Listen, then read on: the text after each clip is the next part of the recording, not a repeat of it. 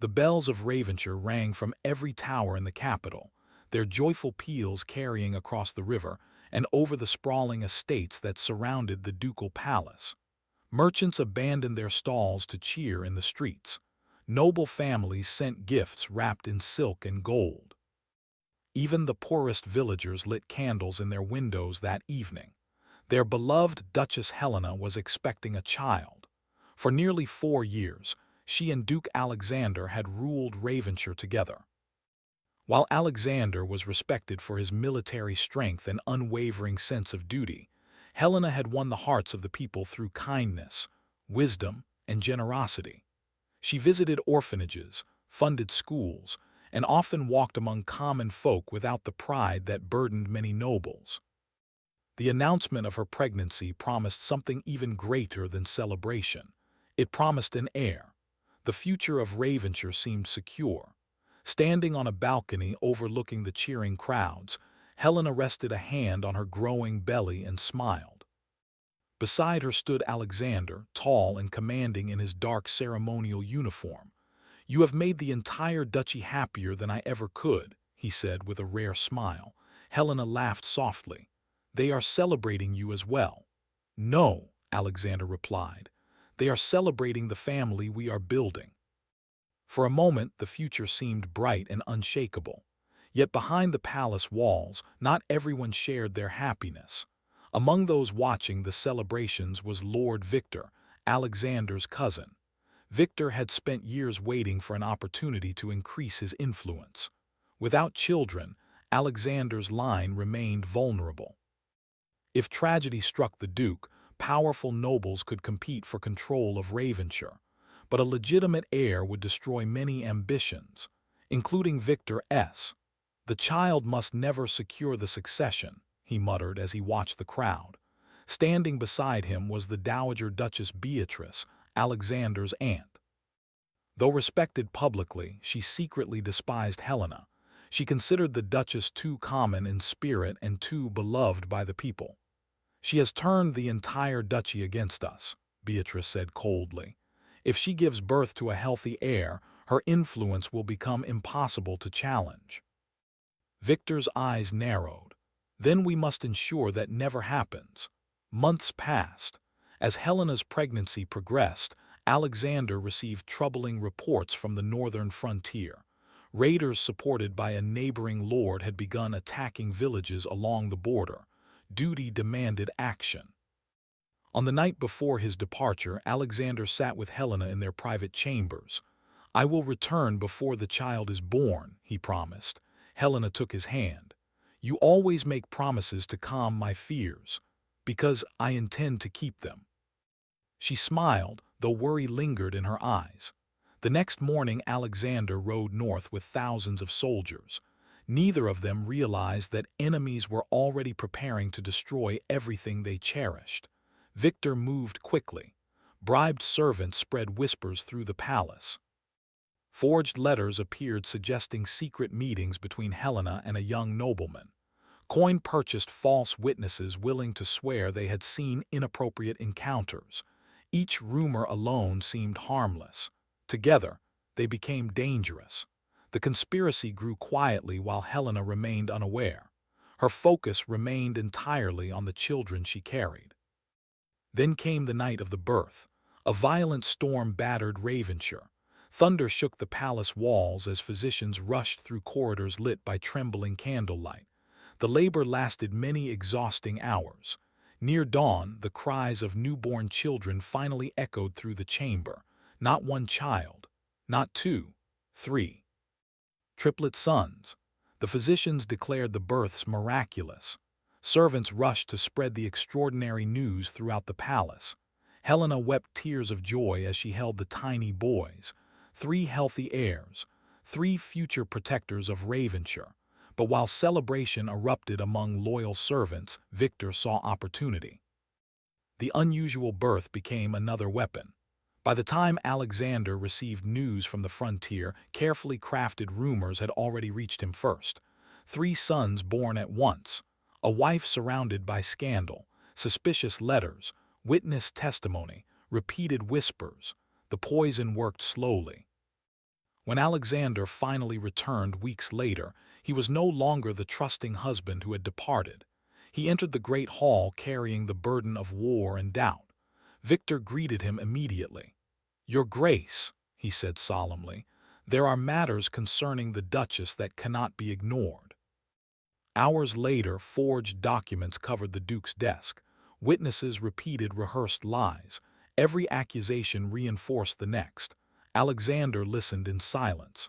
The more evidence he saw, the harder it became to distinguish truth from deception. When Helena entered carrying one of the infants, she immediately sensed something was wrong. Alexander. His expression remained cold. "Tell me," he said, "are these children truly mine?" The question struck her like a blade. She stared at him in disbelief. "What are you saying?" "I asked a simple question." Tears filled her eyes. "You cannot believe such lies." "I believe what I have been shown." Helena desperately denied every accusation, but her words seemed powerless against months of carefully prepared deception. Pride, anger, and wounded trust clouded Alexander's judgment. Finally, before gathered nobles, he delivered his verdict. The Duchess would be stripped of her title. The children would not be recognized. She would be banished from Ravenshire. Gasps filled the hall. Helena could barely breathe. After everything they had shared, he had condemned her without truly hearing her. That night rain poured from a black sky as palace guards escorted her to the main gate. Wrapped in heavy cloaks, she carried her 3 infant sons against her chest. No crowds gathered now. No bells rang. Only thunder accompanied her departure. At the top of the stone steps stood Alexander. For a moment she hoped he would stop the exile. He did not. The gates opened. Helena looked back one final time. "You are making a terrible mistake," she said. Alexander said nothing. The gates closed behind her with a deafening crash. Standing alone in the storm, clutching her children, Helena stared into the darkness ahead. Everything had been taken from her. Her title, her home, her husband, but not her sons. Drawing them closer, she turned away from Ravenshire and began walking into the night, unaware that the greatest chapter of her life had only just begun.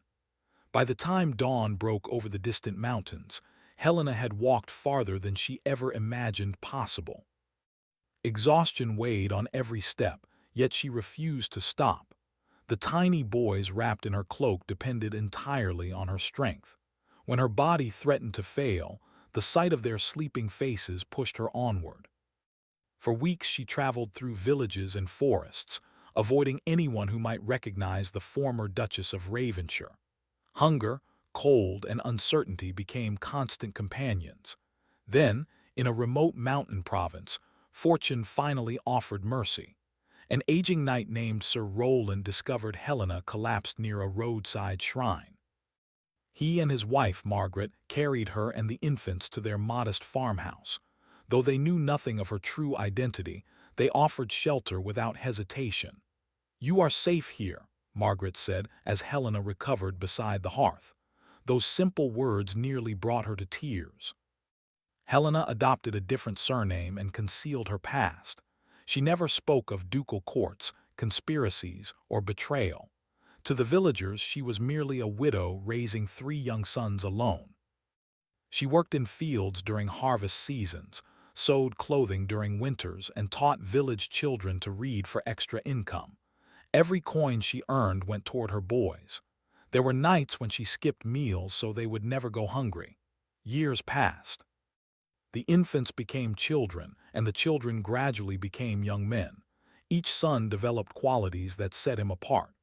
Adrian, the eldest by minutes, possessed a sharp mind. He could solve disputes, calculate accounts, and recognize patterns others missed.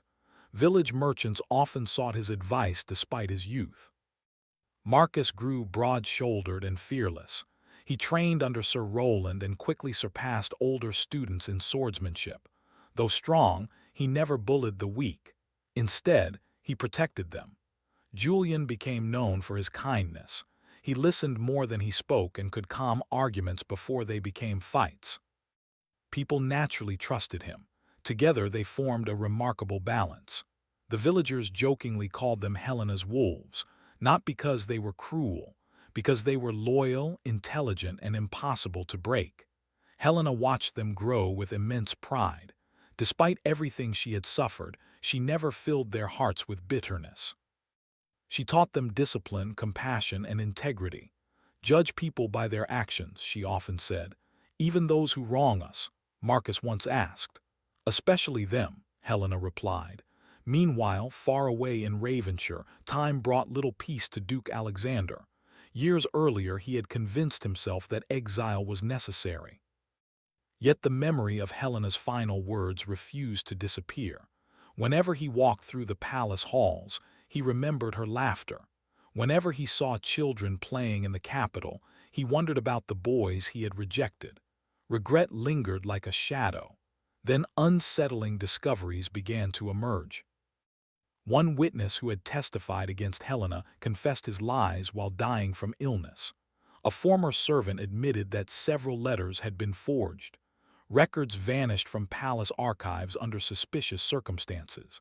None of the revelations alone proved Helena's innocence. Together, they formed a troubling picture. Alexander quietly ordered investigations. The deeper his agents looked, the more inconsistencies they uncovered. Sleep became increasingly difficult. For the first time, he considered a possibility he had spent years avoiding. What if Helena had told the truth? What if he had destroyed his own family? While guilt haunted Alexander, Lord Victor prospered. With Helena gone and Alexander emotionally withdrawn, Victor accumulated influence throughout the duchy. He placed allies in important positions, manipulated trade agreements, and secretly diverted funds from the treasury. Roads deteriorated, taxes increased, corruption spread. The people who once praised Ravenshire began whispering complaints. Neighboring nobles sensed weakness and started challenging ducal authority. The stability Alexander had fought to preserve slowly eroded. Back in the mountains, Helena could no longer ignore reality. Her sons were approaching adulthood. Questions about their father had become impossible to avoid. One autumn evening, she gathered them beside the fireplace. The seriousness in her expression immediately captured their attention. "There is something you must know," she said. The room fell silent. Helena told them everything. She spoke of Ravenshire, of Duke Alexander, of the conspiracy, and of the exile that changed their lives forever. When she finished, no one spoke for several moments. Marcus rose first. "He abandoned you." Anger burned in his eyes. "He condemned innocent children." Adrian remained seated, processing every detail. Julian looked heartbroken. "You never told us because you wanted us to live freely," he said quietly. Helena nodded. "I wanted you to become honorable men, not prisoners of hatred." Marcus paced across the room. "He deserves justice." "Justice and revenge are not the same thing," Helena replied. The words silenced him. Over the following weeks, the brothers struggled with the truth. They had spent their lives believing themselves ordinary villagers. Now they knew they were the legitimate heirs of one of the most powerful duchies in the kingdom. Before they could decide what to do, troubling news arrived from a traveling merchant. Ravenshire faced unrest. Several powerful lords were challenging the duke. Trade routes were failing. Bandit attacks had increased. Many feared open rebellion. The brothers exchanged uneasy glances. The suffering described by the merchant affected thousands of innocent people, people who had done nothing wrong. One evening, Adrian unfolded a map across the family table. "Whether we like it or not," he said, "Ravenshire is our homeland." Marcus nodded slowly. "And its people are paying for the crimes of others." Julian looked toward Helena. "We cannot ignore this." Helena knew the decision had already been made. The boys she had raised were no longer boys. They were men guided by honor. Men who would never abandon those in need. As winter approached, preparations began for a journey that would change all their lives. Far beyond the mountains, Ravenshire waited, unaware that the exiled Duchess and her 3 sons were finally coming home at last. Winter loosened its grip as Helena and her sons approached the borders of Ravenshire. The journey from the mountains had taken weeks, carrying them through bustling towns, frozen valleys, and roads crowded with merchants.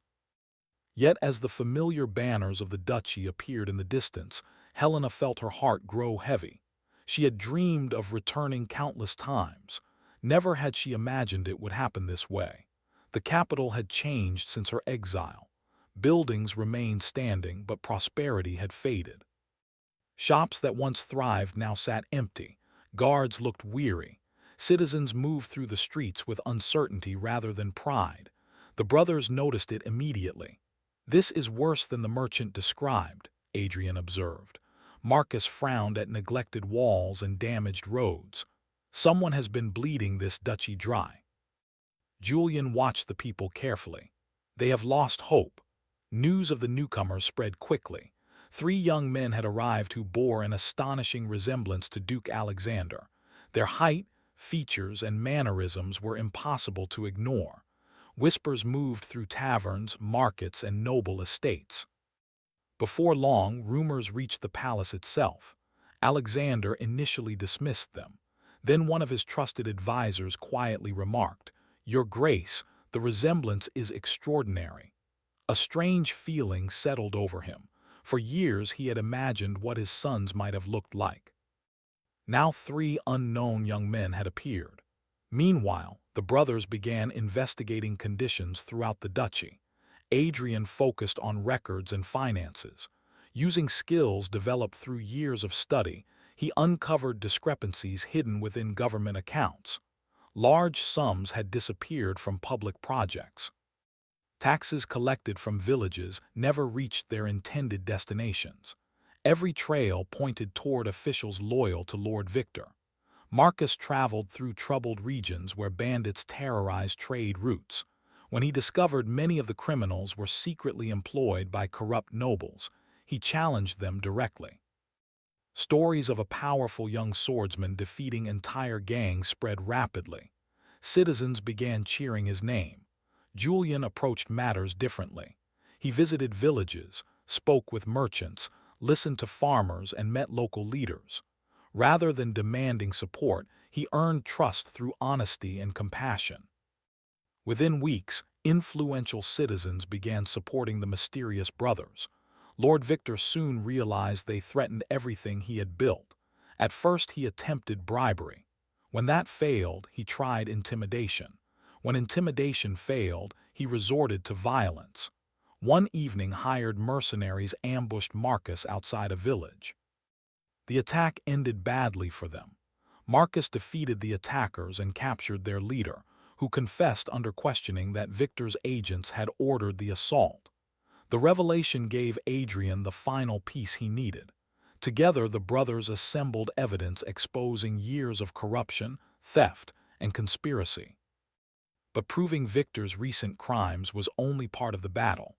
They still needed to uncover the truth behind Helena's exile. Fate intervened when an elderly former palace servant came forward. Haunted by guilt, he admitted his role in delivering forged letters years earlier. Additional witnesses emerged. Some had been bribed, others had been threatened. The conspiracy that destroyed Helena's life finally began to unravel. When Alexander reviewed the testimony, the truth struck with devastating force. Every accusation against Helena had been fabricated. Every piece of evidence had been false. The woman he loved had been innocent all along. For several minutes he sat motionless in his chamber.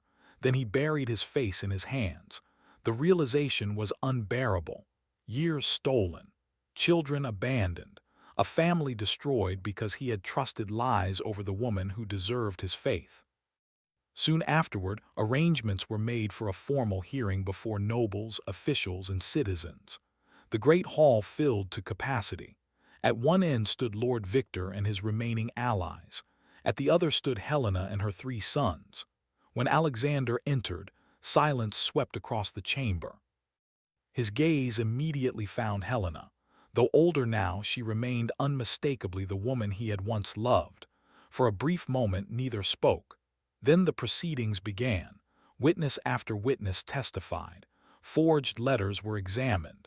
Financial crimes were exposed. Mercenary leaders identified Victor's orders. By the end of the hearing, no doubt remained. The conspiracy had been real. Helena had been innocent. The three young men standing beside her were the legitimate heirs of Ravenshire. Shock spread throughout the hall. Many citizens openly wept. Others shouted in anger at the injustice. Victor attempted one final denial, but overwhelming evidence crushed every argument. Guards seized him and his accomplices. Their punishment would be determined according to the laws they had spent years corrupting. As the hall slowly quieted, Alexander stepped forward. For perhaps the first time in his life, the powerful Duke looked completely broken. He approached Helena and stopped before her. Then, to the astonishment of everyone present, he knelt. "I failed you," he said. His voice trembled. "I failed our children. I failed the vows I swore before God and the people. There is no excuse for what I did." Silence filled the chamber. Alexander lowered his head. "I ask for forgiveness, though I have not earned it."